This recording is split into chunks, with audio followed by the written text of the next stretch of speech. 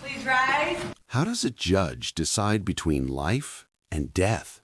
Pause for just a second. This is the legal turning point.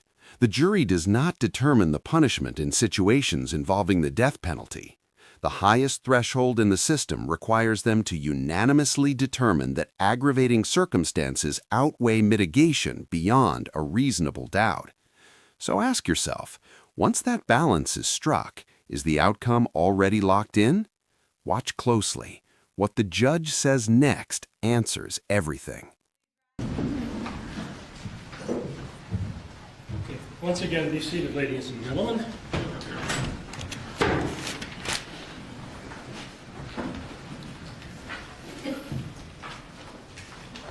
Okay, ladies and gentlemen, once again, I thank you for your patience. In every jury trial, the court tells the jury to evaluate the case on the law as it is given to them. The court admonishes them not to apply their own conception of what they believe the law should be. I can follow no different directive. On Thursday of last week, the jury found that the aggravating circumstances outweighed the mitigating factors beyond reasonable doubt, and therefore found the verdict of death to be appropriate. The defendant on numerous occasions indicated to the court that he would not be presenting mitigation evidence.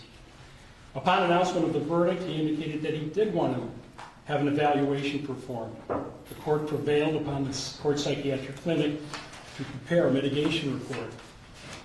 The defendant issued a subpoena to have the doctor appear in court. When it was time to call the doctor to the stand, the defendant rested, much to the surprise and the chagrin of the court. A sidebar conference was held, and the defendant, acting pro se, stood fast and rested.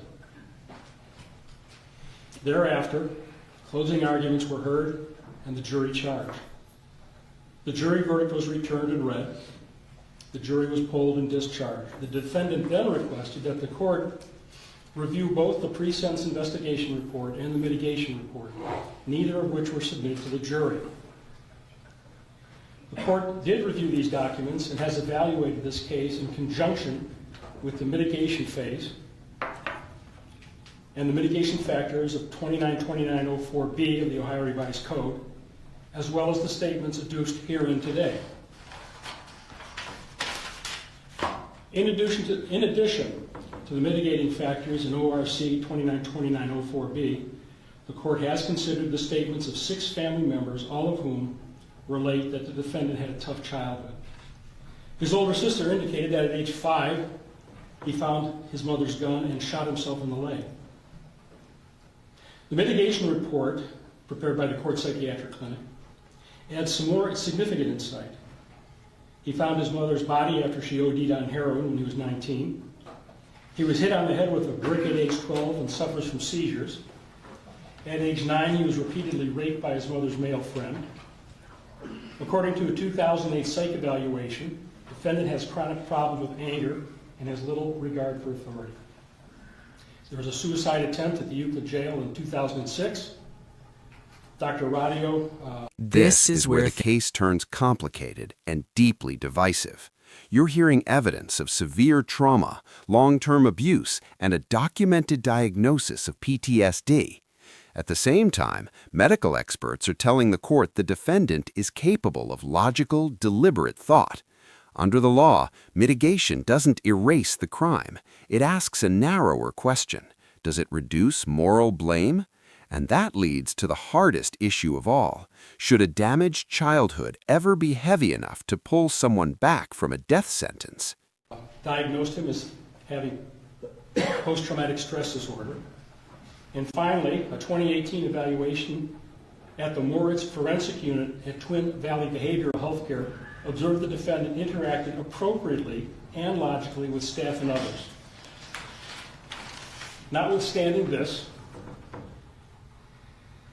these mitigatory observations, the court, after carefully weighing the statutory mitigation elements, the testimony of the defendant's witnesses, the unsworn statement of the defendant, and the pre-sentence report and psychological evaluation report, the court finds that the aggravating circumstances do outweigh the mitigating factors with proof beyond reasonable doubt.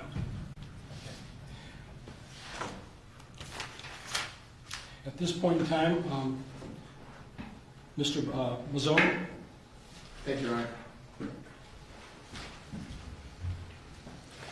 Your Honor, with regard to the sentencing on the other 8 counts that, the non-homicide counts that remain, first and foremost, Your Honor, the state of Ohio, we're only here today as a collective effort and a team effort, and the state wants to thank the Cleveland Police Department, including the homicide unit, the crime scene unit, the scientific investigation unit, and the 5th District, the FBI, the Medical Examiner's Office, and the Cuyahoga County Regional Forensic Science Laboratory. Without these entities, we can't put a thorough case on as we did in this matter, and we can't produce and establish and present evidence as overwhelming as we were able to do in this particular case. Before the state says its piece, Your Honor, I know this would be an appropriate time for family members typically to address the court. Nobody from the family wishes to address the court in open court at this time. However, Your Honor, I don't want you to think that they certainly aren't feeling the effects of this, Your Honor. You've seen them sitting in the courtroom every single day of this trial, from the time we began the general voir dire until up to and including today behind me. Your Honor, over the last 2 years, the Kuznicks, the Zakowskis, they've been with us every step of the way and have been more than patient, and we've had their full support, but they do not wish to address in open court today. However, Your Honor, as you're well aware, the murders of Michael and Trina and the subsequent closing, the necessary closing of Mr. Carr's, had a great effect on the North Collinwood neighborhood. And the businesses in the area, the families in the area, and Your Honor, at this time, on behalf of the neighborhood, on behalf of the citizens of Collinwood, Councilman Mike Polensek would like to address the court. Thank you. Councilman? Pause for just a second. If you believe cases like this deserve to be examined with facts, context, and honesty, not headlines, subscribe to Verdict Vault. Your support helps bring careful courtroom stories like this to more people who care about justice and truth. Now, let's continue.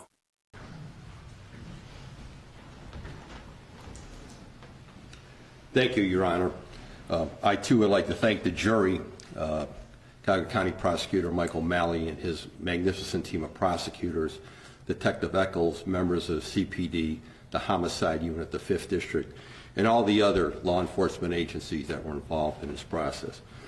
Your Honor, from day one, this was never about vengeance. It's been about justice.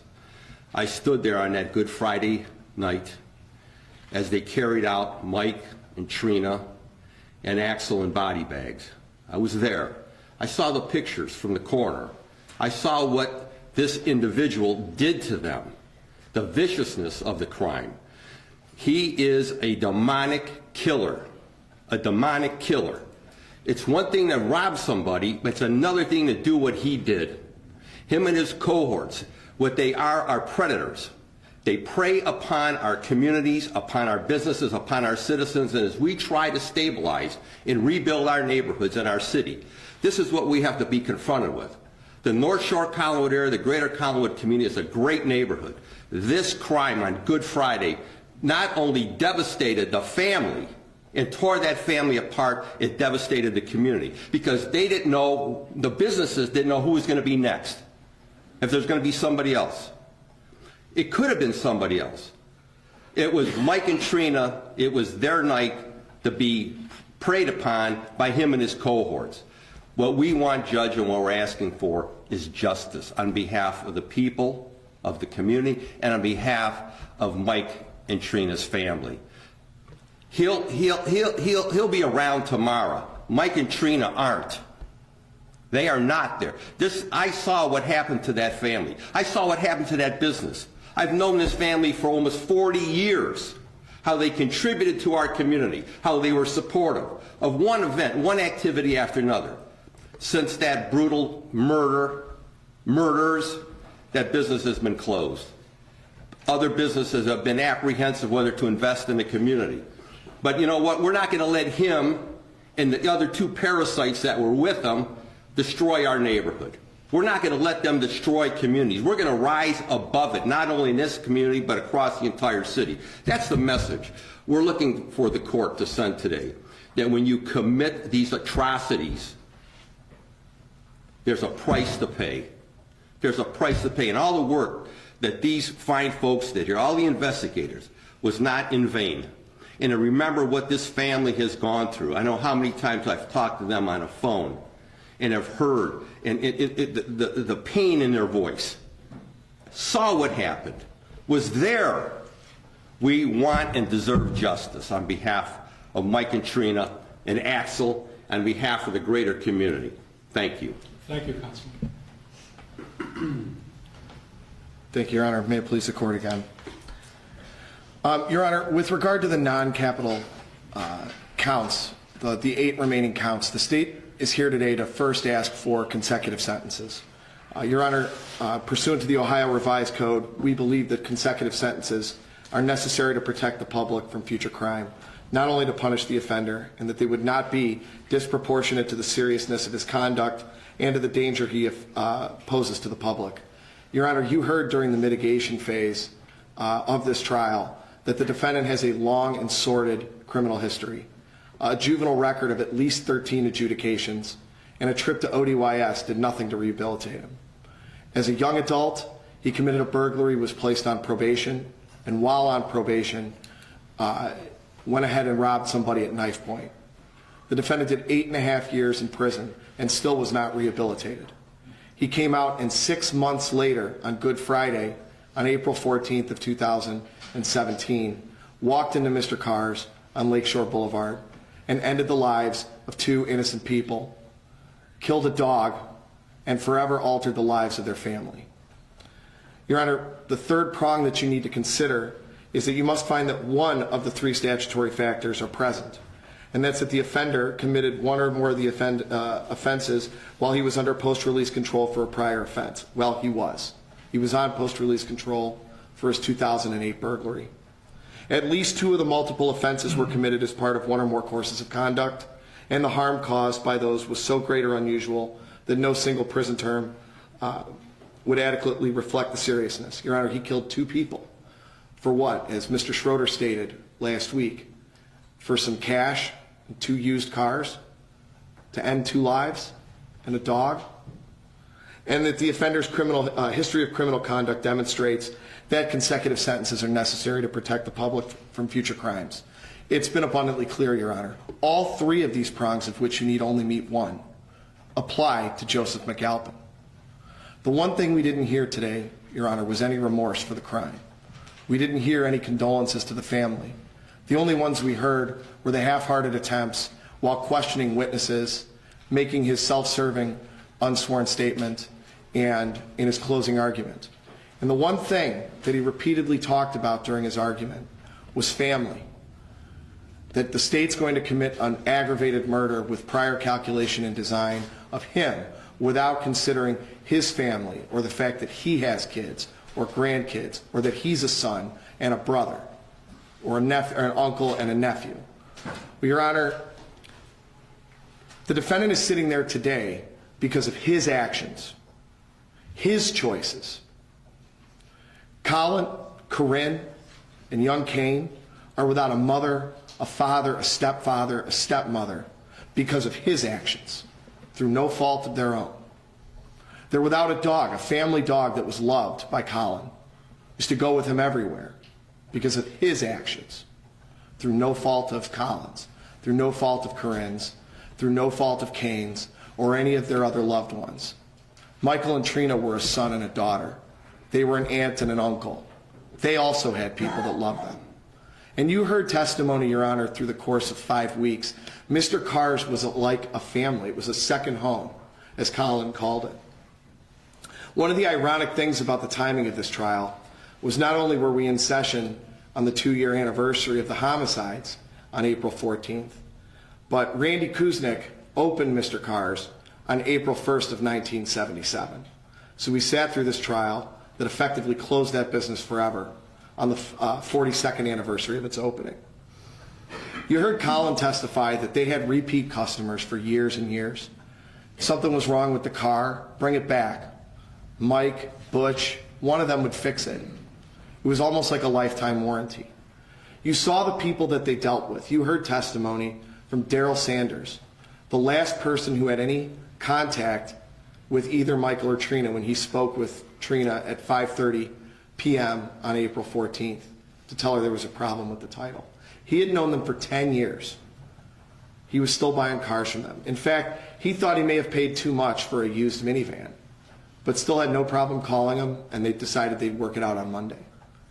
You heard from Albert Martin. Albert's led a rough life, but you heard that Mike and Trina kept him around to do odd jobs around the dealership because it kept him out of trouble. It kept him off drugs. It was something for him to do. Your Honor walked through that dealership on the jury view.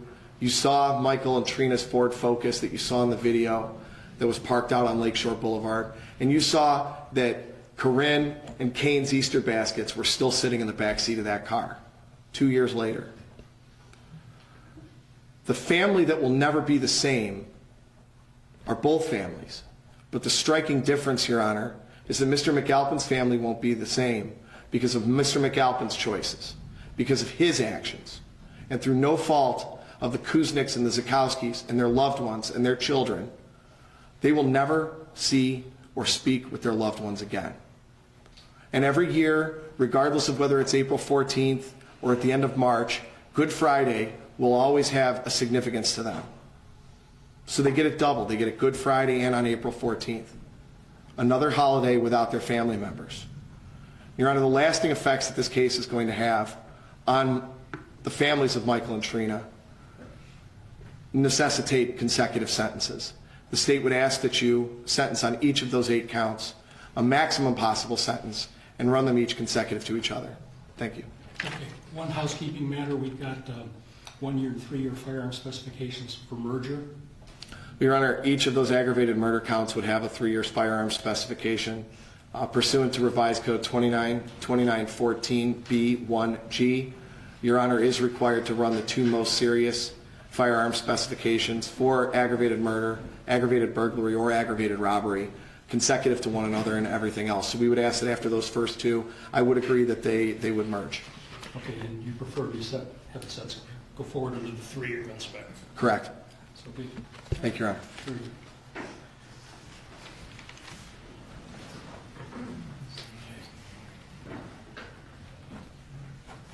Okay, the court's going to proceed to impose sentence at this time. With regard to count number 1, the aggravated murder of Trina Tamola Kuznick, the court's going to impose a sentence of death plus 3 years on the firearm specification. Count number 2 for the aggravated murder of Michael Kuznick, death plus 3 years on the firearm specification. Count number 8, aggravated robbery. This involves the robbery of Trina. 11 years plus 3 years for the gun specification, consecutive to each other. Did I say count 8? Yes. Thank you. Count number 7, going a little out of order here. Aggravated robbery of Michael, 11 years plus 3 years for the firearm specification. Count number 11, aggravated burglary on Trina, 11 years plus 3 years for the gun specification. Count number 12, aggravated burglary of Mike, 11 years plus 3 years on the firearm specification. Having a weapon while under disability, count 21, 36 months. Count 23 and 24, both grand theft, 18 months each. And count number 26, cruelty to animals, 12 months. Counts 21, 23, 24, and 26 do not have any specifications attached thereto.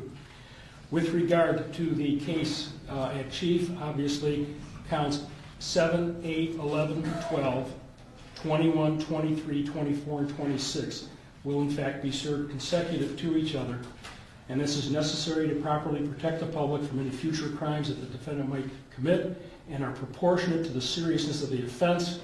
And finally, the court does observe, as stated in the pre-sentence report, that the defendant was on post-release control when he committed the offense and does have an extensive criminal history.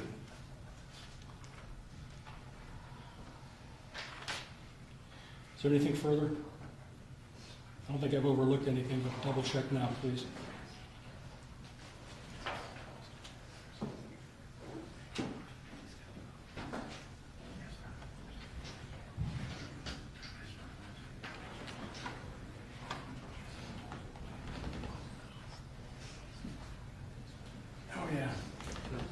Your Honor, Yes. just for clarification of the record, just want to make sure your findings that the aggravating circumstances outweigh the mitigation in both counts 1 and 2 applies to each. That's correct. Thank you, Your Honor. That's it.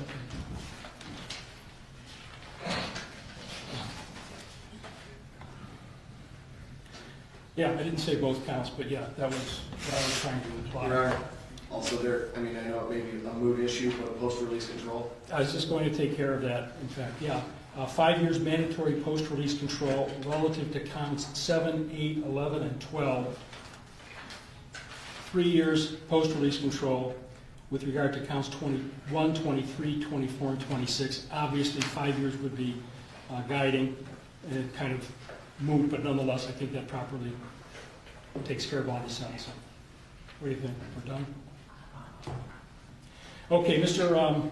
McAlpin, you do have the right to appeal this case. You have the right to have transcripts prepared. If you cannot afford the cost of appeal, the court will appoint or will pay for the cost of preparation of transcript and order the documents prepared without cost. And you have the right to have a notice of appeal timely filed on your behalf. Mr. McAlpin, I assume you want this case appealed? Yes, Your Honor. Okay. And unless you indicate otherwise later, the court will appoint Thomas Ryan to represent you. And because this is capital, I will appoint Bob Dixon to be a second appeals attorney on this. And Excuse me, Your Honor, you said Thomas Ryan? Thomas Ryan, I R-I-E. believe I had him before that's not, we had him before we have. Can we have a brief sidebar on that, Your Honor? Certainly.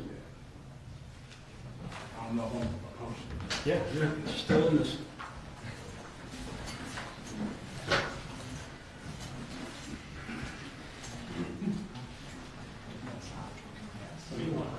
Yeah, he represented him in his 2003 case. No problem on that.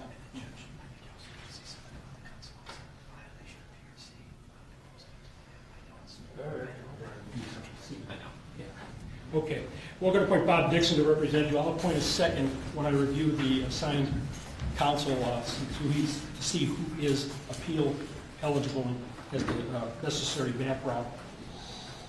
One last matter that was brought up at sidebar is that it's kind of silly under this case, but if you violate the terms and conditions of post-release control, any violation can result in additional prison time under this case number not to exceed 50% again. That which the trial court has put into place. Okay. And also, Your Honor, for the record, just facts and findings and conclusion of law for the hearing we had on the 13th. Absolutely. Absolutely. That I haven't forgotten about you. Anything else? One more, Your Honor. Nothing. Well, you are indigent.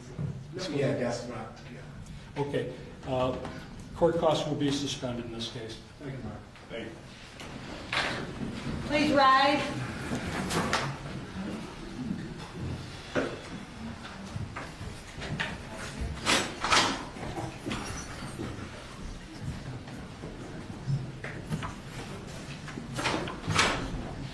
If this case made you think, let us know your perspective in the comments, because justice isn't just about verdicts, it's about understanding how they're reached. If you value fact-driven, contextual true crime, subscribe to Verdict Vault. Thank you for watching, and take a moment to sit with what you've just seen.